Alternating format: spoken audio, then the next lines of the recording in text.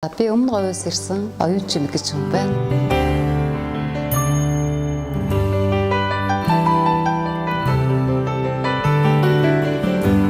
Энэ бяцлагын төвийг анх олохдоо бол одоо өмнө говийн одоо энэ бяцлагын төвд сайн дурын ажил хийдэг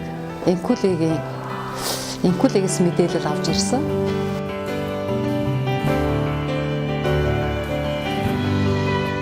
Тэгээ энэ бяцлагын уснаар бол би одоо стилтэл маш өндөр байна. Яагаад гэвэл би өөрийгөө их 50 амгалан байлгаж чаддаг болсон.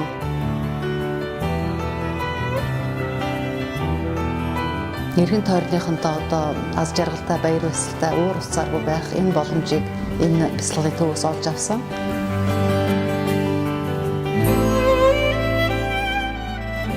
Одоо бол цаашдаа бас гүнзгийрүүлж өшөө дэлгэрэнгүйгээр сурах сонирхолтой байна. Тийм бяцлагын үйлчилж байгаа үйлчлэл энэ орон байр бүх юм их тавтай тухтай их сайхан хамт олон сайхан хүлээж авсан.